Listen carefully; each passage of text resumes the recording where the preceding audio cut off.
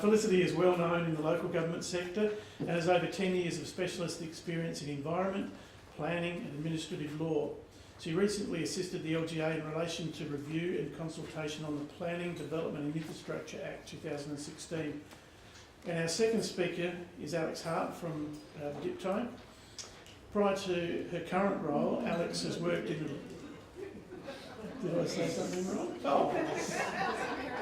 Alex is a great ally and friend of the LGA and local government. We have to be very to her because we're courting Alex and the Minister for another $40 million or thereabouts for CWMS at the moment. So. Well, we can put it up.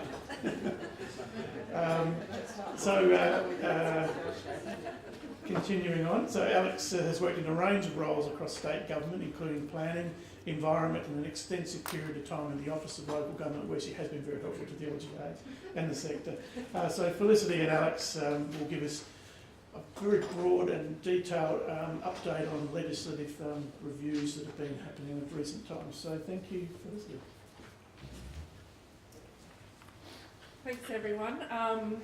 We do have a bit to get through, and I notice I do have the death spot in the afternoon after lunch, and everyone's been here listening all day very patiently, I'm sure.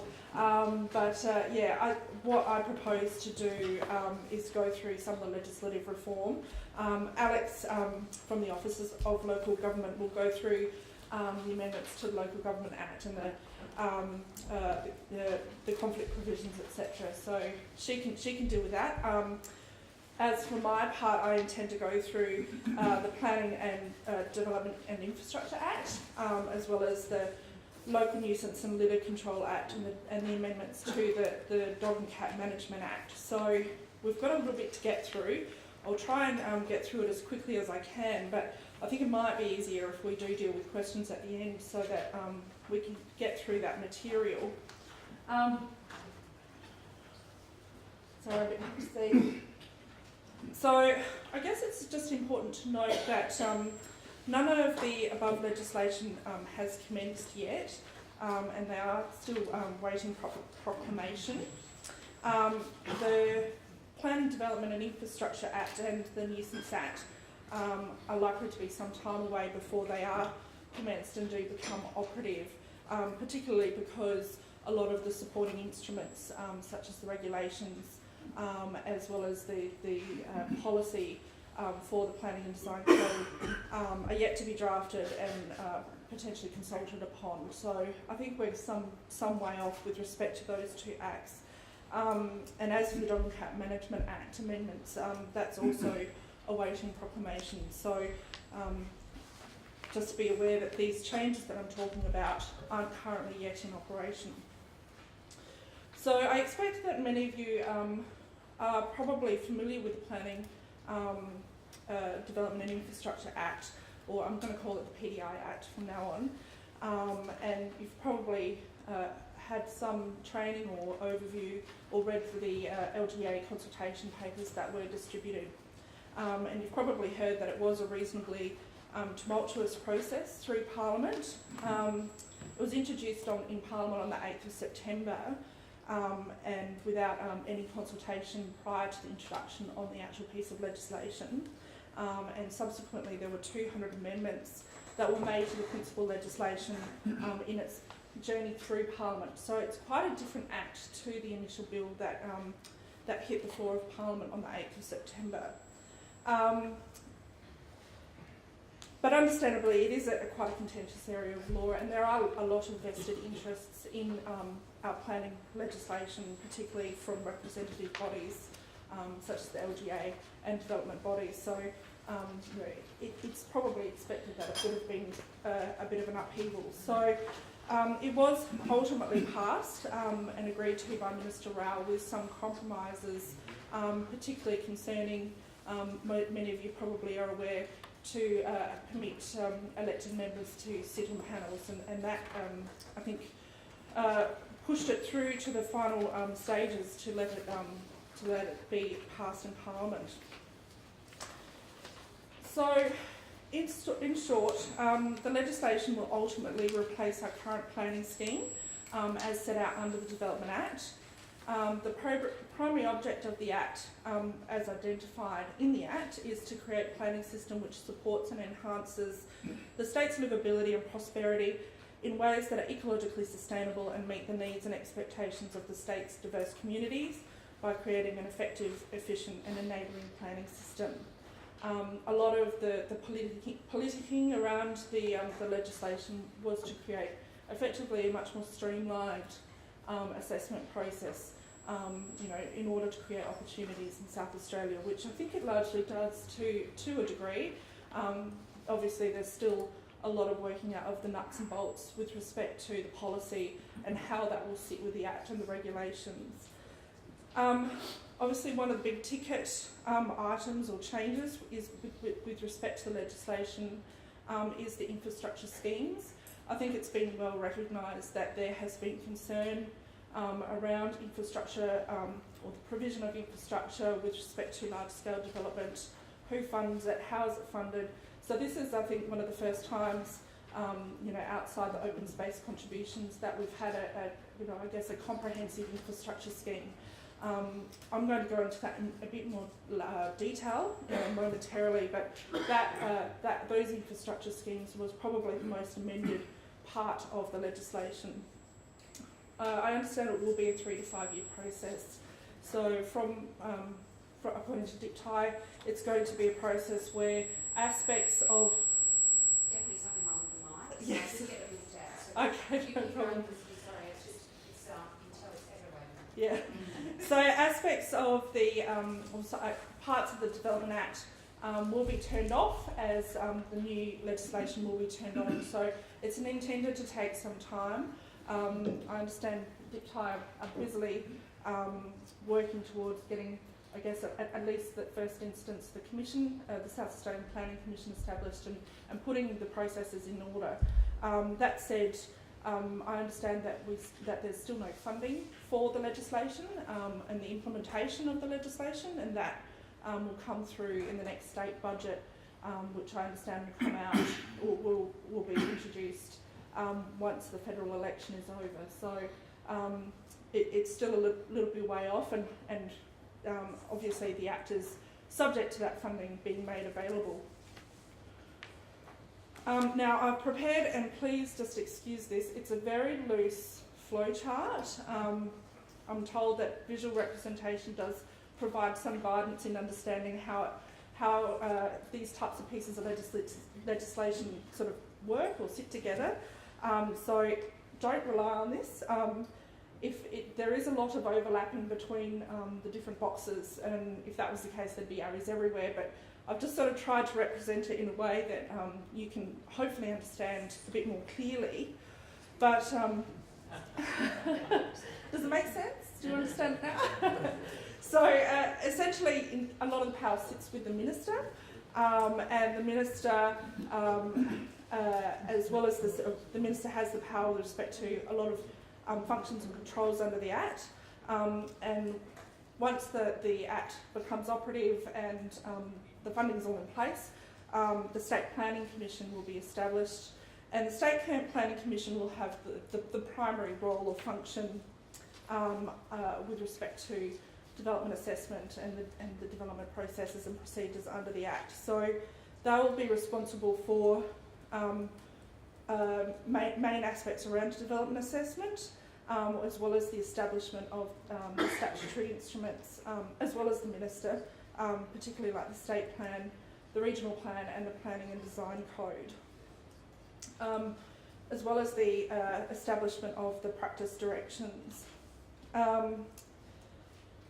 The councils and the Minister and the Commission will work with respect to the establishment of the infrastructure schemes, and the State Planning Commission will establish the Community Engagement Charter. So the State Planning Commission is the primary, body that will deal with most aspects of the Act. And that came about initially, the bill, when it was introduced, had the Minister having a lot of those functions or being responsible for a lot of those functions, and subsequently, as it was amended through the legislation, a lot of those functions did go to the Commission. So the state is to be divided into different planning regions, as opposed to having development plans for each council area. And the planning region, only the Greater Adelaide Planning Region has been established, which is this map, which is now available. This particular map shows the Adelaide Planning Region, and no, it doesn't follow existing NRM board boundaries, but it does follow where it's on land, existing council area boundaries where they exist. So it's quite a large area in terms of a planning region. So this is already available on the sa.gov.au website, which has the information with respect to the Act. So the Planning and Design Code, and fundamental to the new assessment process, is the establishment of the Design Code, and that will inform the categorisation of developments, accepted development deemed to satisfy and performance assessed development, and it will designate who the relevant authority is, and will in some cases determine whether or not public notification with respect to a particular application for development authorisation is necessary.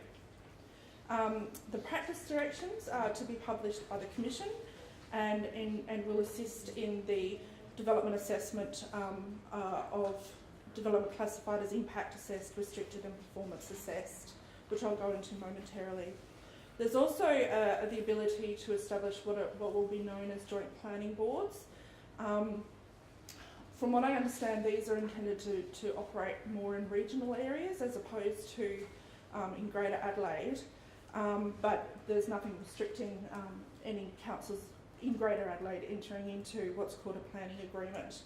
And it permits essentially a council to enter into an agreement with a body such as an NRM board or the Coast Protection Board or tourism or other state type government body or a corporation and enter into a type of an agreement which will establish what's called a joint planning board. And the joint planning board, once established, will have functions including the establishment of an assessment panel, as well as having an ability to develop regional plans for council areas. So the policy at a regional level will be permitted to be, will have joint planning boards will have the ability to inform that. So. Is the regulation supposed to have an arrow to or from it, or does it stand alone and not have any? Please ignore the arrows. This came about because I had to do this presentation or a presentation of the Act to my colleagues, and one of my colleagues came in and he said, I want a table or a chart. I want to understand it from a table, and I said, okay. So this is very loose. It's just to try and see how it sort of all fits together.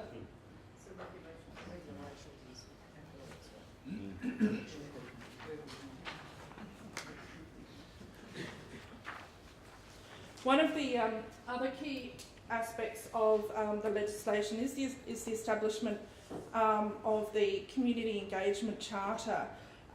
So the Charter will be established by the Commission, and the purpose of it is to engage with the community in the preparation and amendment of any statutory instrument where it's contemplated by the Act. So, for example, the Planning and Design Code. So it's intended to be, I guess, a front-end consultation process that will be established by the Commission to engage the community. And it's not to be utilised with respect to the assessment of applications for development authorisation. I guess the streamlining aspect of the legislation was intended to take away some of those rights and powers of councils and relevant authorities to publicly notify certain types of development. So that's been pared back, the idea being that the Community Engagement Charter will do a lot of that consultation at the front end, at the policy development stage, as opposed to the individual development assessment stage. So I think it has been quite political, and there has been some concerns raised with respect to it, but obviously the details are not there at this point in time as to what types of development will be publicly notified and what, you know, what will not be publicly notified. So I guess it's a sort of a wait and see to see how that community engagement charter will operate. Now, in terms of the development assessment schemes, as I said, it is intended to be a more streamlined process and will work in consultation or in conjunction with the planning and design code. So the first type of assessment scheme is with respect to accepted development, and the planning and design code, all the regulations can designate a certain type of development as being an accepted development, and if that's the case, then no planning consent will be required. It will still require building rules consent, but in terms of a development assessment against the planning policy, there's no consent required at that, with respect to accepted development. So I expect it will probably be minor type developments like verandas, possibly certain types of dwellings, depending on what's being proposed, etc. There will be code assessed development, which includes what's described as deemed to satisfy and performance assessed. So deemed to satisfy is similar to our existing compliant type developments, and the planning and design code will designate a development as deemed to satisfy development, and if that's the case and if it falls within that, that description of that particular development, then planning consent must be granted, and it can be granted with conditions. And then there's also performance assessed development. So development that does not fall within a category of accepted or impact assessed development cannot be assessed or fully assessed as deemed to satisfy. Then it's assessed on its merits under the planning and design code, and consent must not be granted if it's seriously at variance with the planning and design code. So I know that some parts of the development can be classified as deemed to satisfy and be granted planning consent. So if you've got aspects of a particular development like a dwelling and a veranda, or a dwelling and a carport, then if that aspect of the development falls within the deemed to satisfy, then that aspect of the development must be approved, whereas the remaining aspect of the developments will be assessed on its merits. So it's sort of, I guess, ticking off those parts of the development that may or may not be approved if it's a deemed to satisfy. In terms of public notification with respect to those developments, with deemed to satisfy development, there's no public notification, whereas with performance assessed, it's a public notification to adjacent landowners and occupiers into the public, but there will be like similar to liquor licensing legislation at the present time, where you put a notice on land. There'll be a similar provision in the regulations which require that a notice be placed on the land, publicly notifying with respect to that type of development. The other stream of assessment is impact assessed, and that will be either your restricted development or your impact assessed development. Restricted development will be along the lines of the existing non-compliant provisions, and will be classified by the planning and design code.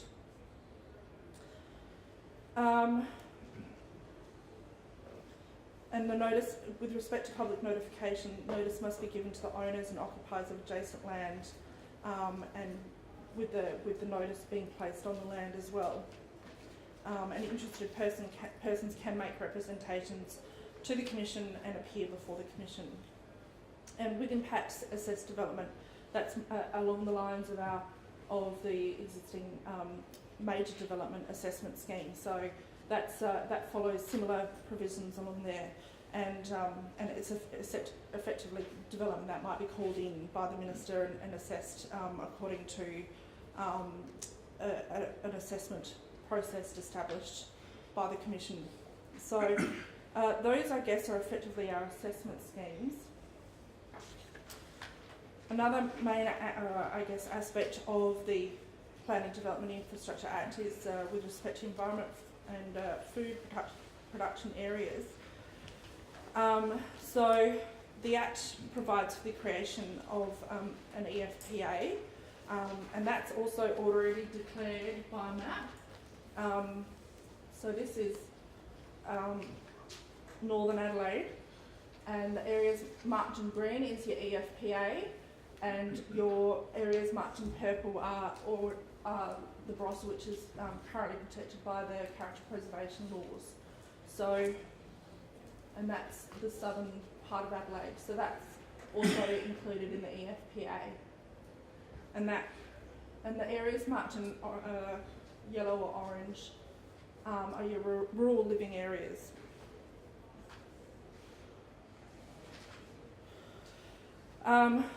So the Commission, rather than the Minister, is now given the responsibility for protecting these areas and can only vary an EFPA if it's satisfied that the existing urban areas in Greater Adelaide are unable to support urban renewal and consolidation, and that areas within Greater Adelaide are unable to meet housing and employment growth in the long term, and that the variation is trivial and will address a recognised anomaly. Sorry, can I just ask a clarification in relation to that? Is it correct that with those EFPA areas that, for example, farmers who have got different titles on their land are no longer able to build or to sell, to subdivide that land? That's right, there will be restrictions.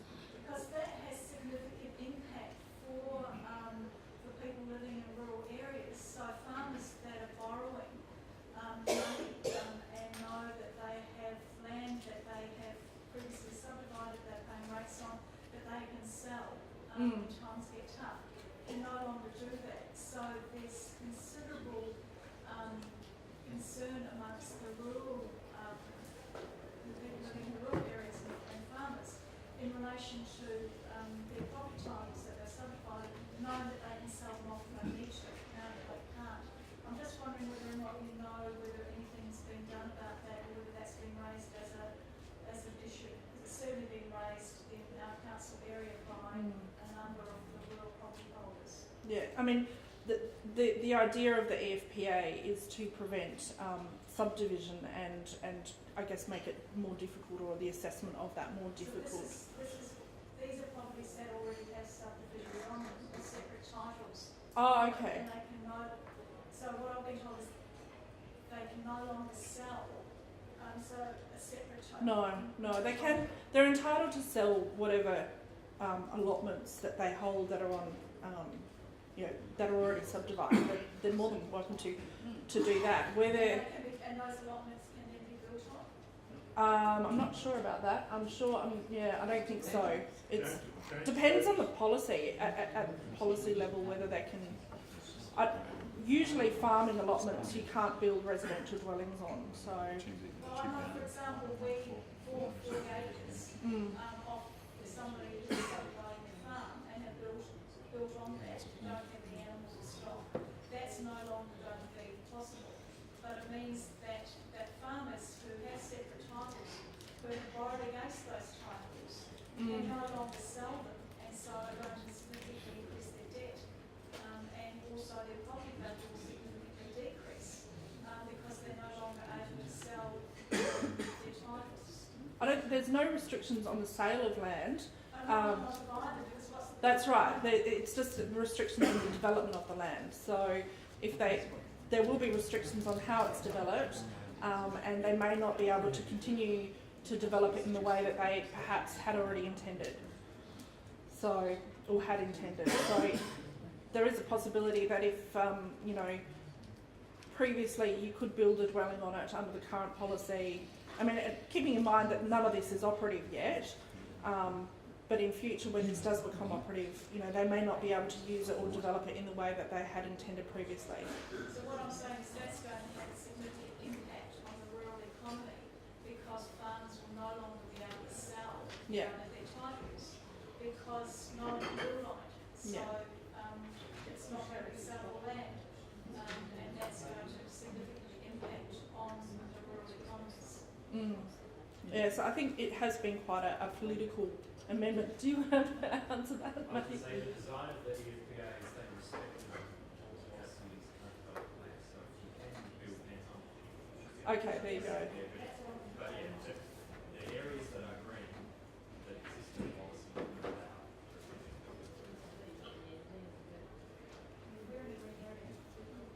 Well, Felicity's quite right when she said you sort of study practices.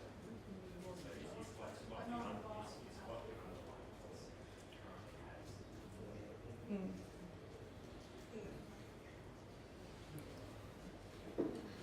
Mm.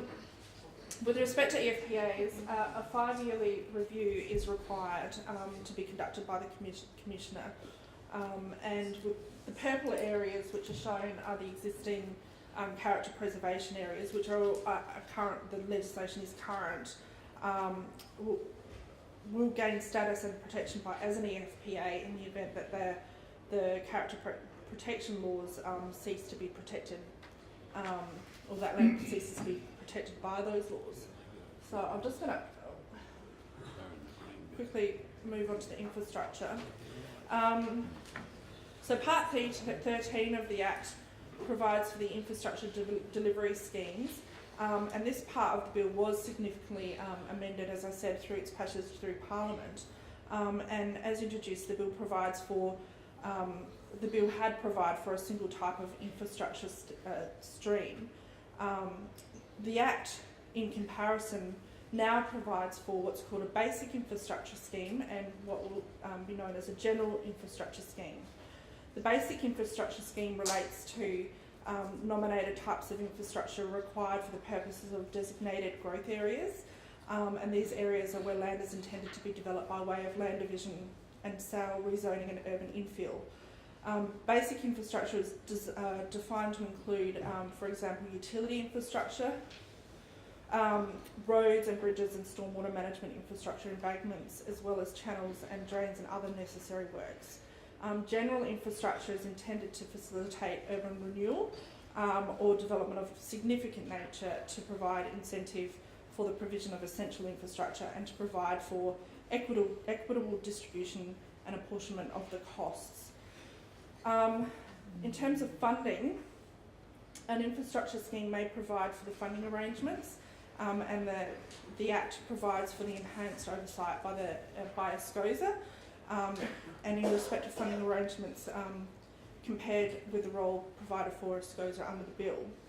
Different types of mechanisms may be provided for under the infrastructure scheme, and funding arrangements which require contributions from councils are now subject to consultation with the relevant council and the LGA.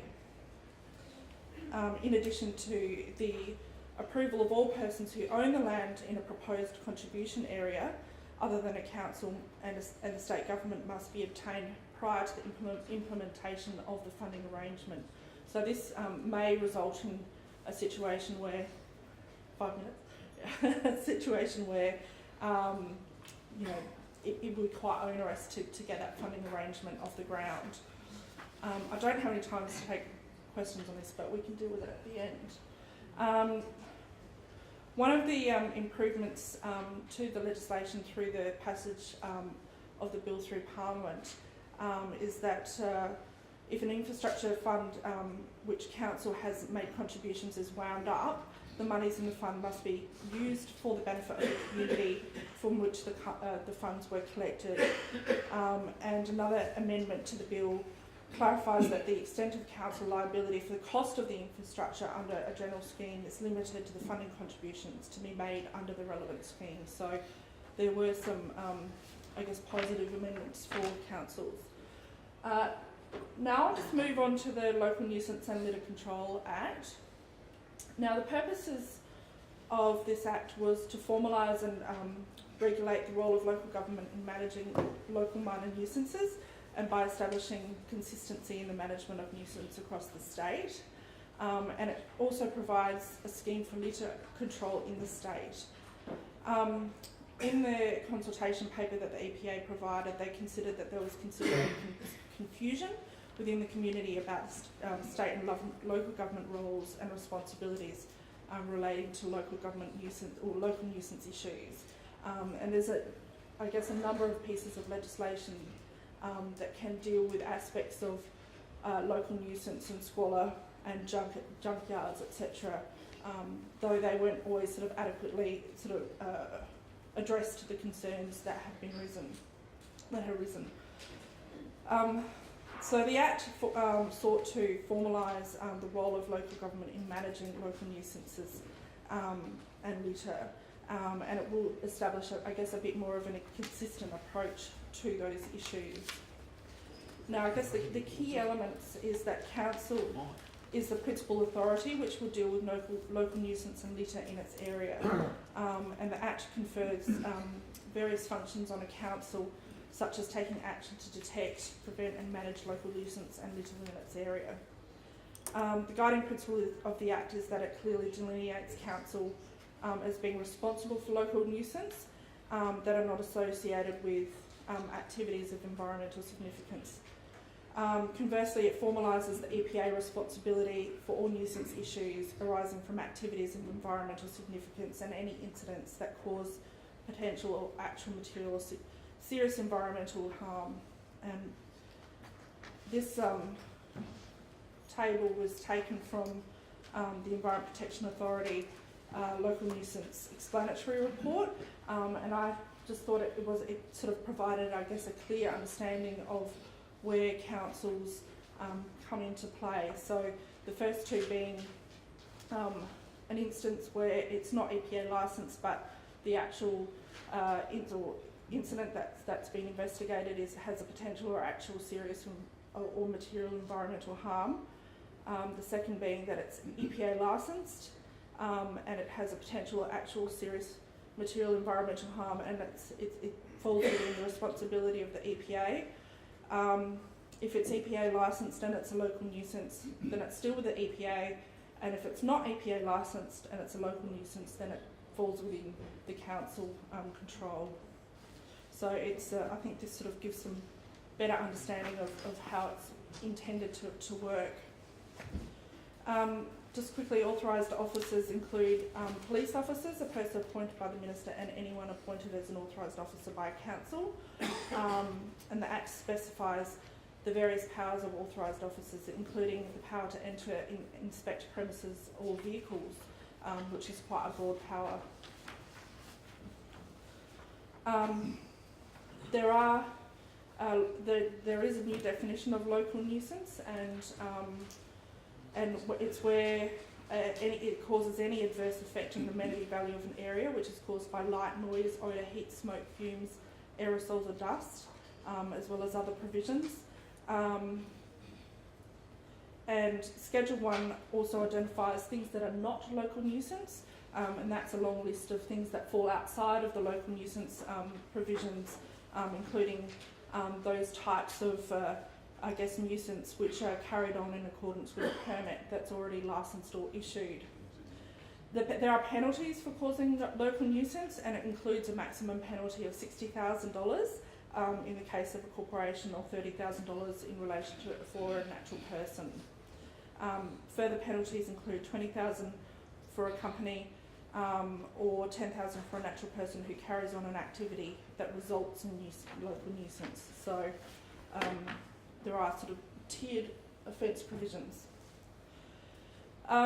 There are little controlled offences. There's 3 classes, and they differentiate the seriousness of each offence. There's Class A, hazardous litter, which means domestic or commercial waste comprised of asbestos.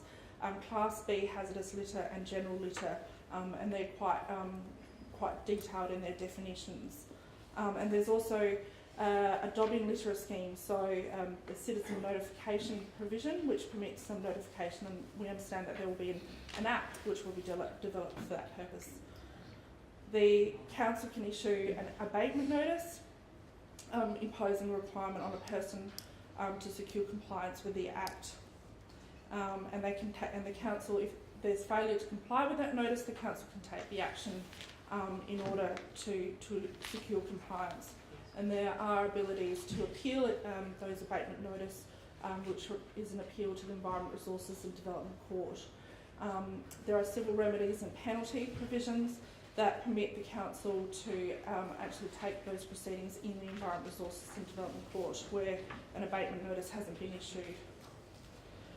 Now, in terms of dog and cat management, I only have a couple of slides on this, but essentially the key amendments are to align dog and cat management and enforcement provisions regarding dogs and cats, and provisions relating to dogs now apply equally to cats and are more consistent and more resources for cat management alongside dog management. Money received by councils under the Act are to be spent in management of both dogs and cats, and although the councils retain the ability to determine their local priorities. The remaining amendments are driven by high numbers of unwanted dogs and cats in shelters being euthanised, and unethical breeding behaviours, and to stamp out puppy and kitten farms, etc. The provisions include compulsory desexing and microchipping under Part 4A and 4B.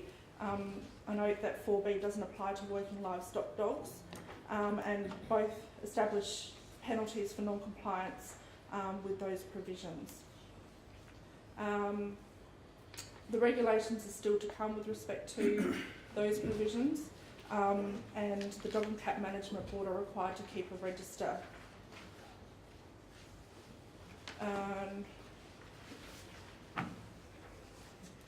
There are also stronger investigation enforcement powers to require production of evidence of microchipping and desexing, and they have authorised officer powers are strengthened to investigate and enforce breaches of the Act in respect of dogs and cats.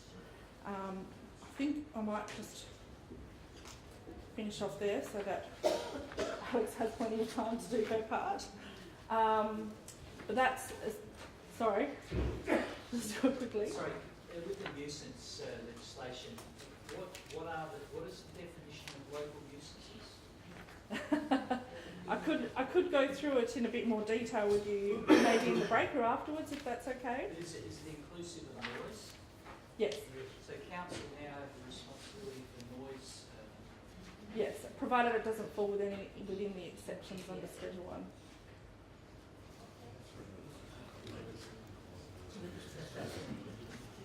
Thank you. Perhaps we'll round up at the end.